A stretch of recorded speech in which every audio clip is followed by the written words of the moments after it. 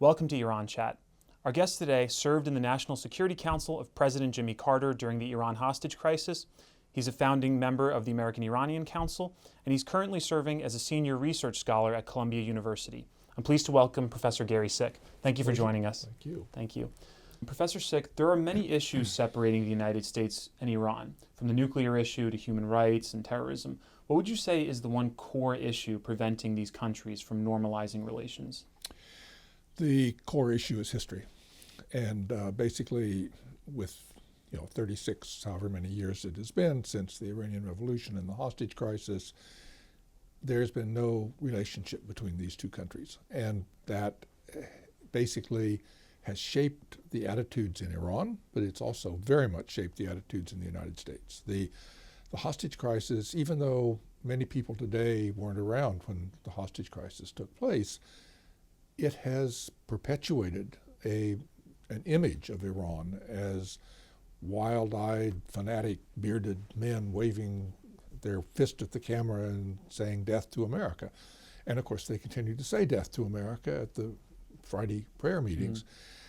That has created an image that is very hard to overcome. And I think that really is right now, the thing that I see as most positive about the current talks is that there is a breakthrough in terms of direct relationship between the United States and Iran. So if history is what is in the way, and when you're referring to history, you mentioned the Iran crisis. Yeah. What are some of the other watershed moments? Well, basically, I think the revolution was a massive event. I mean, it completely transformed Iran and the way it looked at the world and its own role in the world. And for the United States, it completely demolished the American strategic position in the Gulf, and then basically humiliated the United States by holding hostages there for 444 days, and actually brought down an American president. That is what really shaped the attitudes of the two sides. It's still standing in the way of normalizing U.S.-Iran relations. It still informs Iranian foreign policy, for example. Yes, I have a very particular view of this. I think that a lot of people in Iran are just dying to break out of this straitjacket that they find themselves in that was created by some of the hardliners. The people who made the revolution, they're still there, and they're still running the government. And the fact that for them, everything that happens relates back to the revolution, and they want to see the purity of the revolution maintained, which means that their ability to open up to the rest of the world, to basically become a normal country. They don't want to become a normal country. They want to remain a revolutionary state, and they have ideas about what that really means. So you have the Revolutionary Guard, whose job, according to the Constitution, is to defend the revolution. Well, that means defending a sort of unpopular status quo. And so in Iran, the revolution gets in the way of everything that tries to be done. So that's what I wanted to get to. So if we're going to resolve this core issue, which you've identified as history and the Islamic Revolution, what needs to be done on both sides in order to reconcile that? Well, there have been a number of efforts. President Khatami, when he came in, actually going all the way back to President Rafsanjani, made a real effort to try to open up to the United States, to begin to have business relations. In that case, he offered a very lucrative contract. The Conoco deal? The Conoco deal to an American company.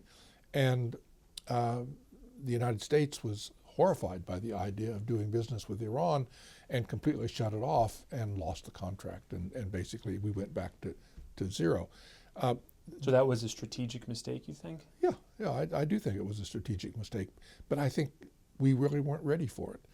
Khatami came along later on, talked about his dialogue of civilizations, tried to move forward, but actually he was hamstrung by the people back in Tehran who didn't want to see any real progress. So his efforts really came to naught.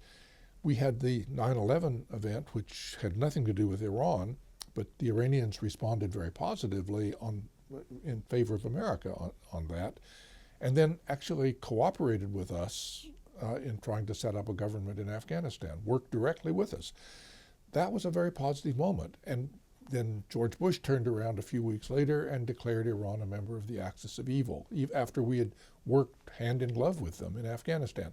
So I'd say, we've passed up plenty of opportunities along the way. But there have been no shortage of possibilities. And then negotiations started between 2003 and 2005 over the nuclear issue. The United States stayed back from that, but sort of participated around the edges. And then we have actually begun to have direct contacts with Iran, many of them secret. There were a dozen secret meetings in this latest round before we actually got to the point of sitting down formally in a room to discuss the nuclear issue. So let's focus on that issue because that makes headlines all the time. You were speaking at the Asia Society in June and estimated that you were somewhat optimistic that a deal would be struck, estimating it at around 55%. It's December now. A second extension was recently announced. Are you more, less, or equally optimistic as you were then? It's really difficult to make projections because the deal is there to be done. Basically, the two sides they know what they have to do. And each side has to make a compromise. Each side has to give up something that they don't want to give up. Neither side is going to get everything that it's looking for. But the deal is there. It's laid out, and they know pretty much what it is. But I still have qualms about the fact that each of them knows that they have to go back and sell it to a group of people who aren't really in. So those domestic considerations have been at play for years and for months.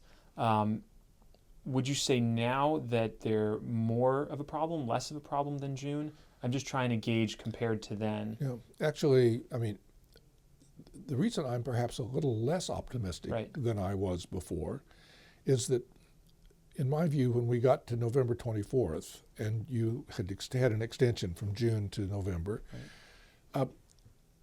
they basically had the whole thing outlined, and each of them was going to have to give up something to get there. And they were not willing to do that on November 24th. I'm not sure whether they're going to have a greater willingness a month, 2 months, 3 months from now, or even 6 months, than they did then. And that's the thing that makes me a little uncertain about which way we're going to go.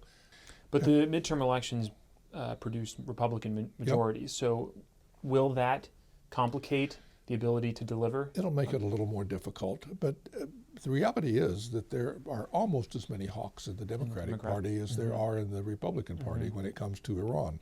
And it's the one thing that unites them. It's one thing that they can sort of agree on. So you've had various pieces of legislation and letters to the president and other things that were bipartisan. More recently, that has not been so true. It's been mostly Republican, and the Democrats have been staying aside, not because they weren't worried about Iran or concerned about a deal with Iran, but because they didn't want to be seen sort of abandoning the president. So basically, the domestic situation, I think, can only get worse after January, as far as the United States is concerned. And what we're seeing in Iran is, the president of the country is having to stand up and say, I'm going to resist you and I'm going to fight all of these domestic forces that are trying to throw a spanner into the works. So both sides have, basically, the United States and Iran have essentially the same kinds of problems. And one thing that's really worth mentioning is that for the United States particularly, this deal involved it was basically a four-dimensional chess game. You had to have Americans negotiating with Iran, but they also had to negotiate with the P5+1. All of the permanent members of the Security Council, our negotiating partners, had to go along. So we had to make sure that they were on board the same way. Then you have the Congress of the United States, which is not an easy thing to deal with for any president, but especially right now. And finally, you've got the position abroad of Israel and the Saudis and others who see Iran as an implacable enemy, and they want nothing to do with it. And they're very worried about the United States doing a deal that will actually harm their interests. So you've got a four-part negotiation going on. And so, it's hard to do. Why would the Obama administration pick a fight with Congress over this? over Iran? I mean, there's tons of important issues that they fight with Congress over. Immigration recently. Yeah. Obama spent a lot of political will on that. Why would he spend more I on think Iran? if you remember, he actually, in his first campaign for president, before he became president, he campaigned on a platform that we could have an engagement with Iran, and that if Iran was... And with the Islamic world as well. He spoke That's in right, Egypt. he did. But the Iranian thing he highlighted, and that was not a popular thing to say. I thought he was tremendously courageous to say that when he was actually running for president the first time, because there are a lot of people that don't agree with him about that at all. But he did, and he won. And then things happened in Iran, the 2009 uprising and various other things, which really complicated U.S.-Iran relations. After that settled down and after he got his second term, I think he saw this as one of these dominant issues that will actually shape the Middle East. So let's get into these now, some of the regional developments. Yeah. So the implications, basically, of if they were able to strike a deal and cooperate. Let's go through them kind of one by one. Okay, well, I mean, Afghanistan is long-standing. Iran's issues, Iran's interests and ours are very similar in Afghanistan. We want the country to hold together. We want it to be stable. We don't want the Taliban there running it. We'd like to keep al-Qaeda out. We all agree about that. We don't like the drug trade. We agree on a lot. In Iraq, the United States was instrumental in getting a Shia government elected in the first place, and recently has cooperated with Iran to change the government from Maliki to Abadi to try to make more inclusiveness in the government. And then you go to ISIS, the new threat in the Middle East. Iran is threatened by that directly and is able to actually do something about it. They actually have assisted the Kurds and given support to the Iraqi military to try to confront them. So those are all areas of real positive things. On a more neutral role, Iran has a different view about Syria than we do, but not entirely different. They believe that they've made it very clear that they don't just support Assad at all costs. They're saying if Assad can go, but there has to be something to take his place that is not going to result in a bloodbath against the Alawites and others in the country. And I think the United States is coming to that view also. So basically, if we had the nuclear thing out of the way, it might be possible for us to negotiate much more directly and more instrumentally with Iran over issues like Syria. So these are all payoffs that each side can receive from cooperation. Are these potential payoffs also creating incentives for engagement, or do you think that they don't quite see it? I think both sides feel that if they're negotiating over the nuclear thing, and if they begin talking to each other about other issues where there's something to be gained, people will say, oh, you're selling us out on the nuclear issue so that you can get an agreement on something else. So both sides have been very careful about not linking the two. But the reality is that we have interests, and particularly if you look at things like ISIS, okay, we're not directly collaborating with Iran with regard to fighting ISIS, but there's a certain amount of coordination that has to be done. Iran is flying planes into that same region. You don't have two air forces working in the region and not communicate. So there has to be a certain level. And the longer it goes on, the harder it is to maintain that fiction of no linkage.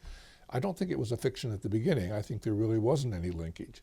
Gradually, as these other issues have emerged, and as we've shown, we've discovered that we can actually talk to Iran directly. The attitude is, well, why shouldn't we talk to them about these things that actually make sense? And the U.S. government has said, not yet, not until the nuclear thing is over. But in fact, there is a kind of a dam ready to break there. And of course, that's one of the things that really worries the Saudis and the Israelis and others, that once the United States and Iran find themselves in a position to talk directly, they will talk to Iran rather than to Saudi Arabia, for instance. That's happened in the past, and the Arabs have good memories about that. Bad memories, but they remember it very well. Anyway, so they worry about that very much. So let's talk about some of those regional players, Saudi Arabia and Israel in particular. Do you think it's possible for the United States and Iran, even theoretically, to reach a deal that would be palatable to the Israelis and to the Saudis that doesn't necessarily make them a loser of that? But both the Saudis and the Israelis, who basically, in this case, see things about the same way. I mean, they have a spatial relationship with the United States, each of them. They're very different, but they have a spatial relationship with the United States. And they're worried, I think, actually, in the bottom final analysis, they're not so worried about Iran getting a nuclear weapon because basically Iran has had 20 years to build a nuclear weapon and it really hasn't done that. And with all of the controls that will be put on in any kind of a deal, it's very unlikely that Iran would go that way.